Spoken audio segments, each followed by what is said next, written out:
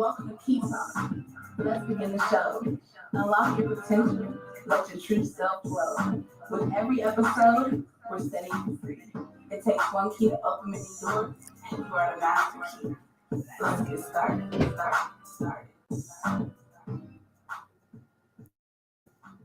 Hey, you guys, it is another episode of Key Talk, and I am your host, Coach AmberJ, your CEO, life coach, and wardrobe expert. And I am super excited. Here on this podcast, we are all about unlocking the keys to a successful work-life balance. Together, we'll empower you to live a fulfilling life without the burnout, all while looking and feeling your best. Join me as we dive deep into powerful conversations that will inspire you to shift your perspective and become the master key of your own life. We'll explore how to release past pain and trauma and embrace your life purpose while serving others on their journey to greatness.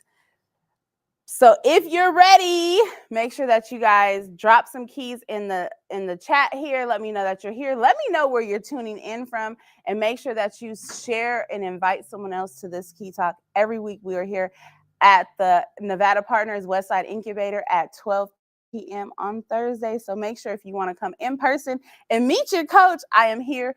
Or make sure you just tune in every week. Let's have these real conversations.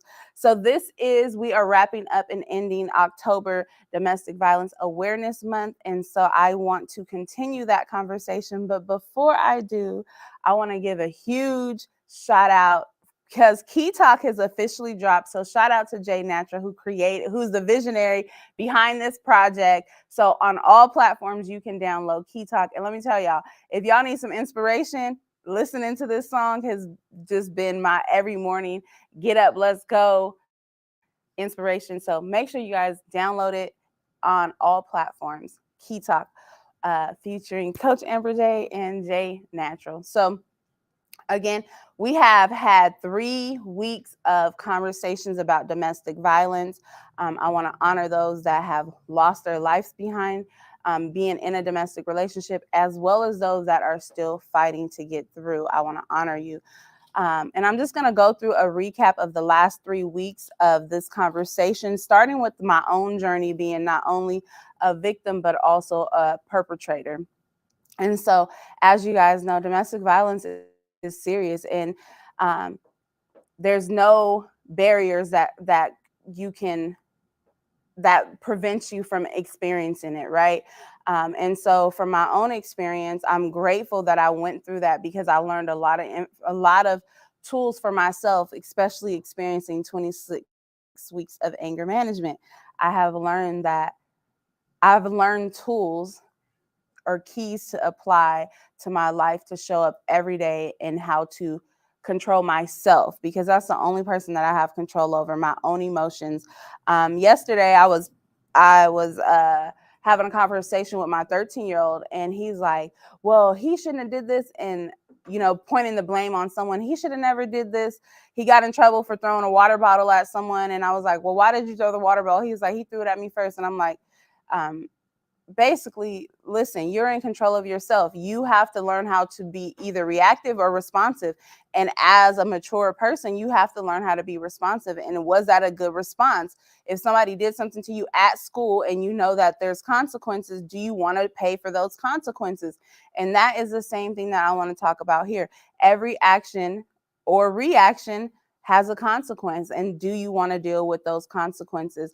And sometimes we just don't have the emotional maturity to handle situations. But before they get heated, you got to learn how to walk away. And so if you're in relationships and it can be toxic, listen, learn some tools, go to therapy, Google, YouTube University. Like, there's so many resources at our hands that we no longer can point the finger or blame. I don't know something, because anything that you want to know or want to change, you have access to. You just have to be willing to do the work. And so dealing with being the perpetrator, I now realize, like, there was things that I could have done that could have prevented the situation. And again, I'm so grateful that my situation ended differently, because it could have went a whole nother way. I could literally not be here talking about this from this couch. I can be talking about it from a jail cell, because emotions ran that quick that it went to violence, and it wasn't a good situation. So I just say all these things because it's so important that we become in control of ourselves, right? And we take accountability. And I think when we are accountable for oneself, it's much easier for us to deal with situations through life opposed to projecting or reacting to what someone does to us. Um, so yeah, I don't want to go on a rant, but I just want to go ahead and recap. So that was week 1, me just sharing my journey on my own experience as an abuser as well as a victim, right? Emotionally, it started off as me being emotionally abused to me becoming physically abusive, and things can change very quickly. So you have to be very emotionally mature to recognize when it's a you thing and not a them thing. And anything that we're dealing with, it's always the first person we need to check is ourselves. What could I have done to prevent this? And sometimes you're not the victim. Like, there wasn't nothing that you could have done to prevent this, right? But I just want us all to be mindful. I think the more mindful we are and the more accountable we are, a lot of situations could be avoided. Week 2, again, was dedicated to Joy. Joy was my best friend who was killed in a domestic violence situation. And so I honor her this whole month for domestic violence. And unfortunately, she didn't make it out. And so I honor her and I give her all the love, and hopefully that no other person's voice has to be silenced. And hopefully I gave you enough tools this month that you can utilize to exit a situation, get help, and all the resources. And in that, I wanted to just share some of the things that we went over is understanding domestic violence.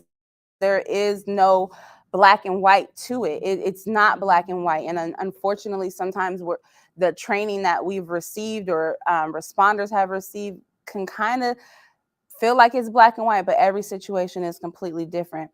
So understanding domestic violence, creating safe spaces. If you know someone in a situation, remove all the judgment, because you don't know what happened. You don't know what it took. And I feel like when you're in an intimate relationship, especially, um, you trust your walls are down in certain situations that you probably would have not normally responded that way.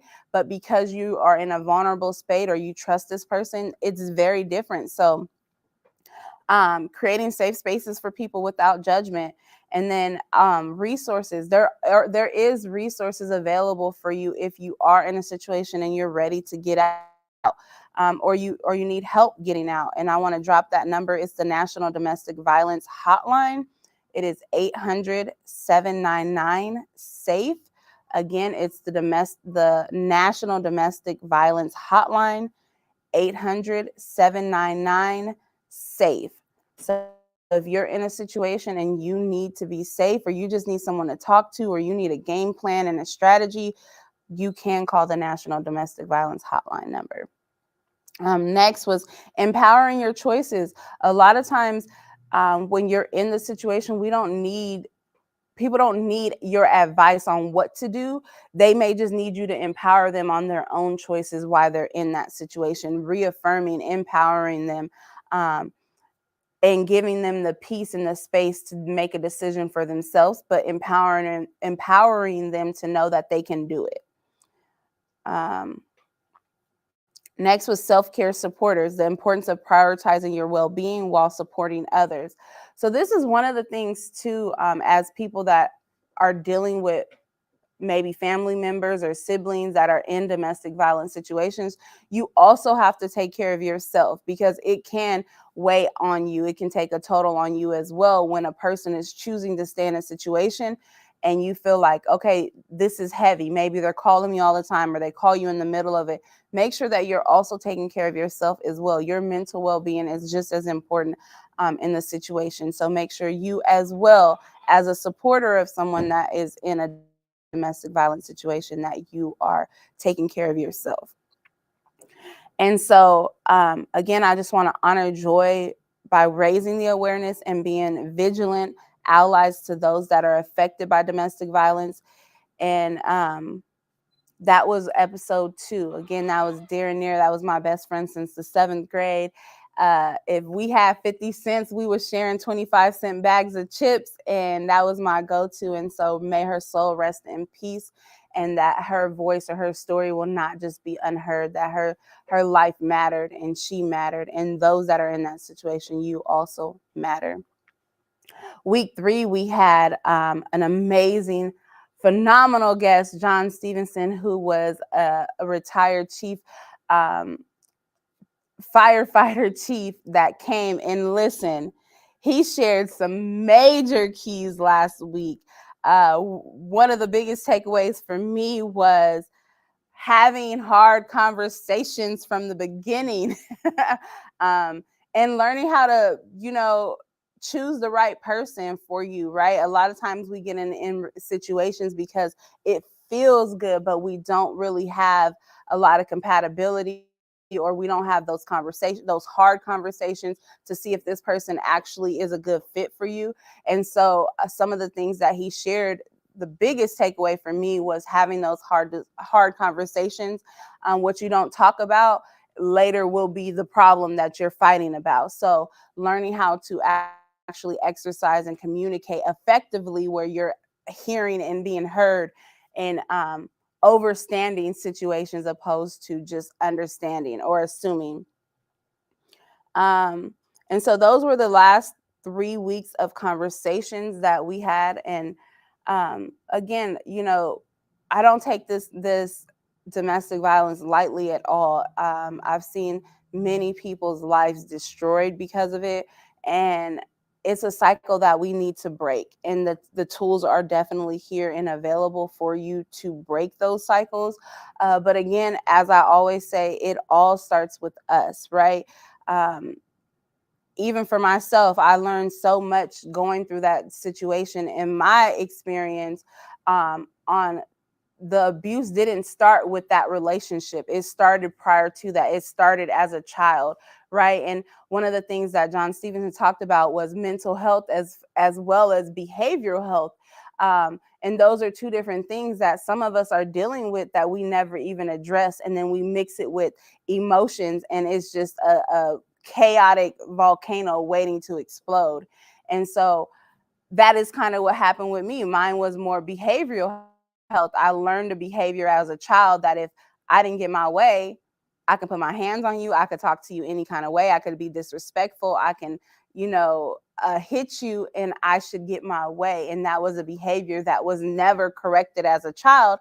And I took it into my adult intimate relationships, and it didn't work out well. So a lot of times, a lot of our issues that we're dealing with are going to show up in relationships. And so even let's talk about codependency for a moment. A lot of times we're in codependent relationships, but codependency stems from childhood, right? Most of us were not parented properly, or we parented our parents. And so when you are not parented properly, you don't have the tools to successfully deal with relationships. And codependency is an extreme of disease, disease of extreme, right? It's either black or white. Well, we know emotions are not black and white. There is a gray area. And how do we live in that gray area without going to one extreme? And that's really what codependency is, living in an extreme, whether you're super jealous or you're very nonchalant, whether you're very charismatic or you're very shy, right? Those are the extremes. So how do we live a balanced life? Learning what our realities, learning how to set healthy boundaries, not having walls up, learning how to communicate effectively, really being able to share your vulnerable feelings and expressing those conversations. And I remember I went through like 7, 8 classes of codependency, because I had so much unlearning to do. And I remember when I first decided to date after my divorce, it felt so good to be able to share with someone from a vulnerable place of a situation that happened. And I was like, hey, every time you do this, this bothers me, and it triggers me to think this. And because I was able to vulnerably express my feelings, the situation was corrected, and we had a great relationship going forward. But it feels good to be empowered to be able to share how you truly feel without any backlash or repercussions.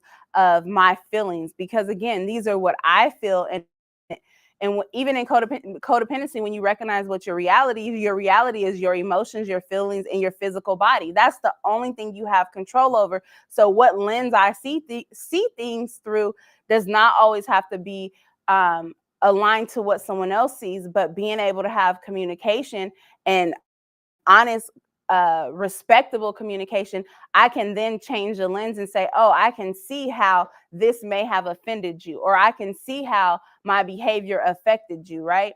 Doesn't mean that it's right or wrong, but it's my reality. And sometimes we don't know how to take in other people's reality respectfully. And so those are other tools on codependency. And studies show like 90% of adults deal with codependency. So, we just got to go constantly deal with it and heal and work through it. But again, the resources are available if you're willing to do the work. And all of this is about doing the work. We are never going to be perfect humans. We're just humans living in this worldly experience and trying to do the best that we can.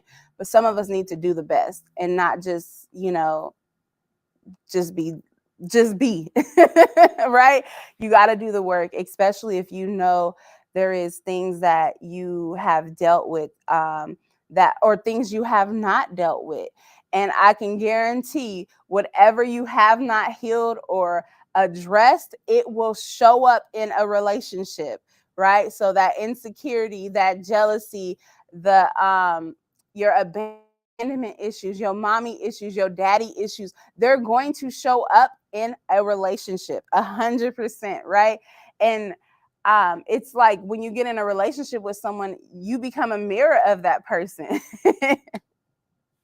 And I'm laughing because every time I've dealt with a situation, I'm like, oh, it's more work to do. I got more work to do because we're like onions. It's layers to this. But if you're willing to peel back those layers, you can have a healthy relationships. And a lot of these domestic violent relationships, I would say, would probably be dealt with in a different manner if we had the proper tools. So hopefully on this show and in these last 3 episodes, you receive the tools, the keys that you need so that you can have a prosperous, healthy relationship, not just with other people, but with yourself, more importantly. And so I don't know if there's any questions in the comments. I'll wait a second and see if anyone has any questions. Anyone want to bring up anything? I would greatly love the engagement. Is there any questions? Oh, hi, everybody. So every week, you guys, we are going to end this month, again, just honoring those that have been affected by domestic violence in any form. Whether you're the abuser or the perpetrator, or someone that is, you're a supporter, right? Continue to give those people the space and the love that they need as they go through this journey. Again, you're not alone. There are resources available. A lot of times we don't know that someone is dealing with something until they share, and then they can say, hey, I experienced this too. So learn to share your story. And this is what this platform for me is to start to share the stories that I've endured and overcome, and give you the keys so that you can also become an overcomer. No longer being silent. I want to go into all of 2025 not silent. I will be sharing my voice, my keys. And listen, if you're in a place and you're like, I'm in a transition right now, I need some assistance, I need some strategies, listen, reach out. I offer free consultations, 30-minute discovery calls. If you're ready to have a conversation and you're ready to take the key back, become the master key of your own life, take your life back, step back into purpose, into power. If you're ready to revamp your wardrobe and you're like, listen, I'm ready to boss up in 2025, then now is the time. No better time than now, right now. So make sure that you guys reach out to me. I hope that you are getting some value in these key talks. If you would like to be a guest, make sure you can also reach out to me on the website at CoachAmberJ.com and send your inquiry that you would like to be a guest on Key Talk. I'm always looking for other experts that are ready to share their story, because this platform is not just about me. It's about us becoming the greatest versions of ourselves. So That is it for this week. I hope that you got some powerful keys that you will take into lock some doors that no longer serve you, unlock new doors so you can walk into it fully healthy, whole, and complete, knowing that there's nobody better than you. You are appreciated, you are loved, you are valued. So until next week, it is yours truly, Coach Amber J. See you next Thursday.